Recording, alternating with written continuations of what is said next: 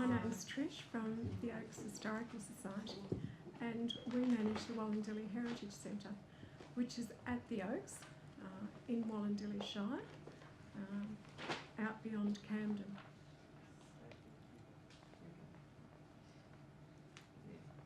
So I'm delivering, I'm not Sue Davis, but I'm delivering Sue's presentation today.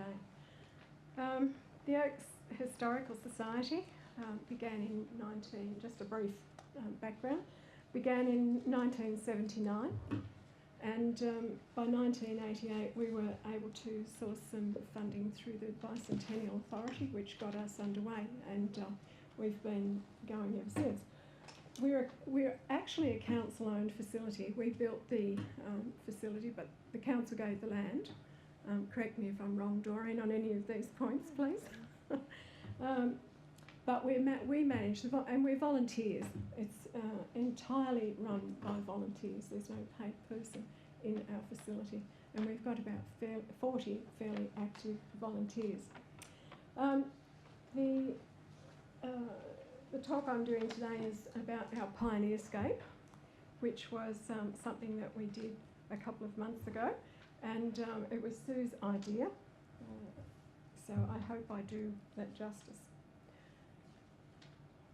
So what we already had in our museum, we have a hands-on history program, and that's something that we've done for quite a number of years now. So every Thursday of the school term, we make available for school groups to book into our museum, and with those groups we do a hands-on history program. So we can have up to 60 children arrive at the museum on a Thursday, and they do a variety of things in our museum relating to our past history, and some of those things include Aboriginal artwork. We have a slab cottage in our facility. The volunteers come in and light the fire, and the children get to taste pancakes or pikelets. They make butter, so the cream goes into the butter churn, and by the end of their day they have made butter. Sliced beans, they use the mincers, and they mince bread because it's practical, and experience what life was like before power, and certainly before screens. So we had the hands-on history program. Oh, wrong way. So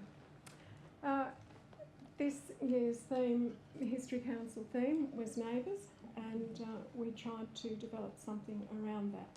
And our aim was increased involvement of the primary and secondary schools within our museum. So what we came up with was a Pioneerscape, and that was similar to the Peoplescape for the Centenary of Federation.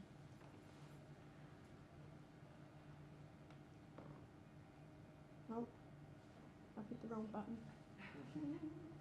No, we're back. It's all right. Don't panic. So we sent out invitations to the local schools. All of the schools in the Wallandilly area were contacted, and we also put the details on our website. They were given a suggested list of our pioneers from which to choose, and a simple research guide. We also applied to Wallandilly Shire Council through their community grants program, and we were successful. We got some money, so that meant that the schools didn't need to pay to be involved. So our volunteers prepared the cutouts, and they were of ply. We cut them out, and we delivered them to the schools who had expressed interest. We also offered a workshop at our museum, and some of the schools took advantage of that, and so they were able to do some research there, and they were supervised in that, and also did some of their construction at the museum. Some of them did work at school, and the museum provided resources. So they had teacher support, and throughout the project they improved their understanding of our local pioneers. We had an official opening, and one of our patrons, Richard Booth, was the MC for the afternoon. Richard was principal of the Oak School at one stage, but he also went into bigger and better things, retired educator, and he, like I said, he MC'd the afternoon, and it was attended by some of those students and the families and friends of those who had participated in developing their pioneers. The immediate outcomes of our little project were the production of a book to assist the schools in local pioneer research.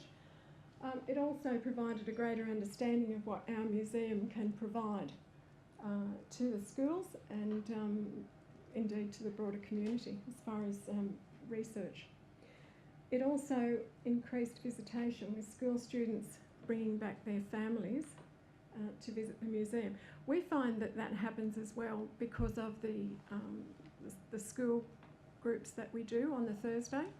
Because the children really enjoy their time at the museum, they often bring back mums and dads and the rest of their family, and then they act as their tour guide while they're in the museum. The emerging outcomes, greater use of our website for bookings. I think as well, earlier in the year, or certainly at the start of the year, there was a change incorporating more history into the school curriculum, which has benefited us as well. And we also, Sue and I both stepped into a role previously done by somebody else in our museum. So we were taking the bookings. Sue did the school group bookings and I did the bus group bookings.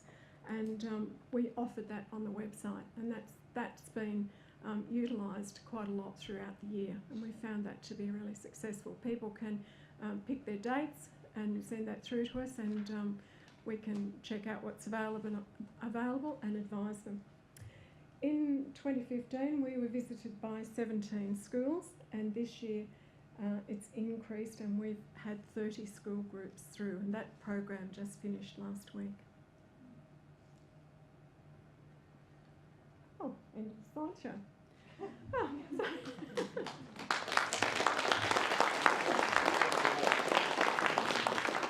does anyone have any questions about any of that? Do you attribute the increase in school groups to the project itself? No, because we only did that project a few months ago, and we'd already had, right from the get-go this year, during the holiday period, like over Christmas, New Year, we made some changes to our website, incorporated, it hadn't been updated for a while, sort of made it a bit more user-friendly, made it available to make bookings on, and from the very beginning of the year we were inundated with schools wanting to make bookings, and that was consistent throughout the year, and like I said, right up until last week. So it's been great. Yeah. So, but there's been a steady increase of children bringing parents back to the museum as well, so that's good. Anyone else? Is it free entry for school groups? No, they pay $5 a head to come, and we usually have up to 60. Some of them are smaller groups, but we have about a dozen volunteers come in because there are 7 or 8 different things. We've also got a slab school in one of our buildings, like a bush school, machinery shed. We've got some mining, and that's sort of increased, and as have our volunteers, because there's quite a few retired miners now who are, some of the guys are interested, and they're quite keen to come in and help out on those school groups. So there's a range of things that we do. No other questions? Good. Thank you, everyone. That little program, I think, really hit the sweet spot because it gave the museum validity in the community, or became a useful tool with the schools. It was really, yeah, it's great. Okay, our next speaker, another short talk, big idea. It's a wrap with Cathy Mann, who's come all the way from Holbrook Submarine Museum. Thanks, Cathy. Hi, thanks for all hanging hanging around to listen to me today. I get the privilege of being the last speaker. If you could do that bit for me. I'm fairly new at being the curator at the Holbrook Submarine Museum. I'm going to choose to read out most of my thoughts on this because I write far better than I speak. Don't forget to click, okay. Okay, so my first rhetorical question would be, exactly how many squares of knitting do you think it would take to yarn bomb a submarine casing measuring 90 metres long and 2 metres high? Then, if you've worked that out, how to get that much knitting done by a small community of about 1,200 people?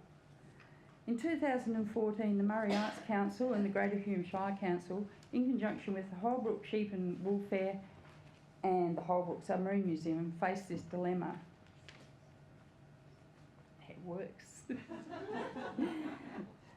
Okay, so early in that year, Murray Arts proposed the idea of a large-scale yarn bombing project to happen somewhere within the region. They wanted something big enough for the whole region to get involved in, but just when and what to yarn bomb. Given that June held International Yarn Bombing Day and World Knit and Public Day, it seemed the obvious answer as to when to hold it. But still, where in the region could they host such a large-scale yarn bombing that would engage the whole community? Greater Hume Shire's Council Tourism Promotion Officer proposed an idea. An eclectic group of events relevant to Holbrook happened to coincide with the proposed date. The Sheep and Wool Fair, held annually over 3 days in June, attracts a number of visitors to Holbrook. The chance for cross-promotion for the two events instantly made Holbrook a winner. Holbrook was also celebrating a year since the Hume Highway bypassed it, and 100 years of Australian submarines was also being celebrated. The Otway submarine provided the answer of what to yarn bomb, certainly filling the criteria of a large-scale project. And given that June coincided with 50 years since the Beatles toured Australia, why not turn it into a yellow submarine? Of course, there was initial opposition to the idea of using the submarine as the object to be covered. Some locals felt that it would be a waste of money and resources, and there was concern that the Otway itself could be damaged by the project. But after community consultation and promises of due care and a sturdy rope framework to make sure that the knitting was attached to something else other than the structure, the last concerns were squashed. With that, all over Holbrook and the local region, yellow wool and needles appeared in doctor surgery, schools, old people's homes and cafes. But it was soon very obvious that far more help was required. They wanted to cover the whole submarine. A Facebook page was created, and soon the news spread worldwide. Holbrook is in need of yellow knitting to yarn bomb the submarine. Almost as soon as the call was put out, the parcels started to arrive. Every day the museum received a visit from the postman with delivery of parcels from all sizes and weights from all over Australia and the world. We think that he was pretty tired of the whole project by the time that the last square came in. A few really special pieces arrived amongst others. This one up here was sent from King Island, which is a small island in between Melbourne and Tasmania. A group of about 1,500 people live there, and this was put together as a community project by them. It includes sequins, buttons, tassels, ribbons, coral, you name it. It's the most amazing piece of knitting. That was given a prominent place on display on the museum, on the submarine at the time. There were 3 local artists engaged to lead the installation, and with the help of an army of volunteers, they began stitching up the squares about 2 weeks prior to the opening ceremony. Generally, yarn bombing happens overnight. As you can imagine, a structure as big as a submarine, it kind of took a little bit longer than that. As the submarine changed from navy grey to all shades of yellow, you shouldn't have been surprised to see a group of motorcyclists sitting down with old people's home residents and stitching up the squares to create this structure. The night before the opening ceremony, there was a lot of last-minute working going on. It was freezing cold, it was June, there was a lot of rain that year. The curator at the time was up on a cherry picker, up on the fin of the submarine, and till 2 o'clock in the morning, trying to get the whole thing covered, and he reported that it was pretty miserable. There was also a rumour going around town that several key managers of the event didn't sleep much during that week. We're not sure whether it was the local school children practising a certain Beatles song, slightly modified. Holbrook's been knitted a yellow submarine.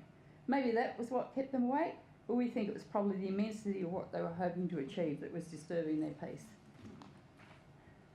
Finally, we made it to opening day,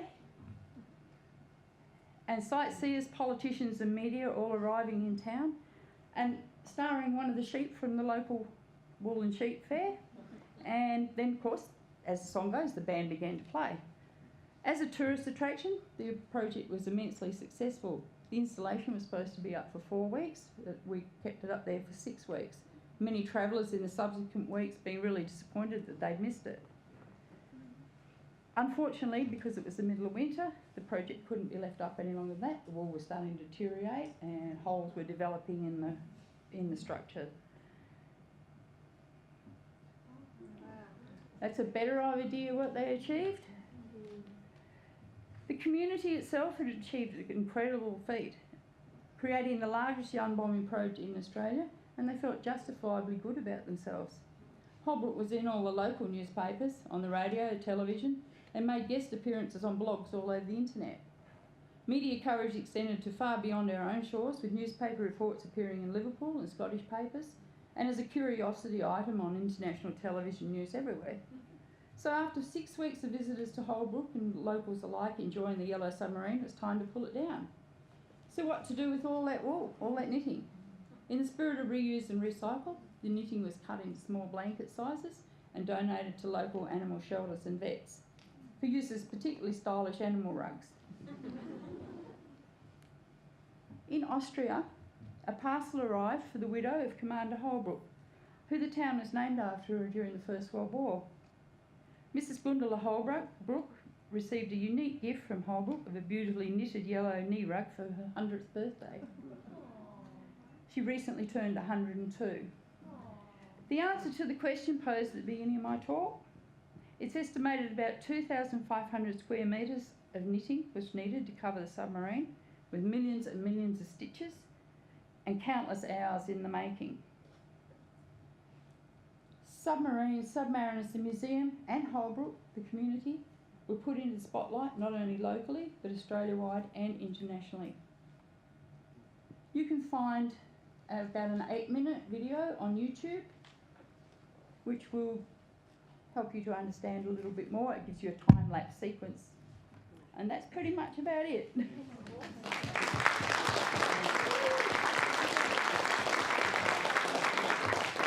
anyone have any questions? What's next on the agenda? Now, I'm not really sure what we could do next. Where could we go after we've yarn bombed a huge submarine? We'd have to go back small, I think. Maybe do baby submarines around town or something. Kim's my advisor, and she's saying thank goodness. Thank you for listening.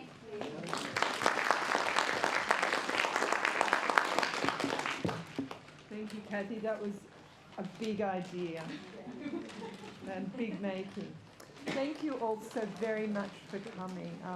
It's been really interesting listening to the variety of talks today. So now we're going to end with a nice cuppa. I hope you join me out there for a last chat. Okay, so I'll see you outside. Thank you so much. Thank you.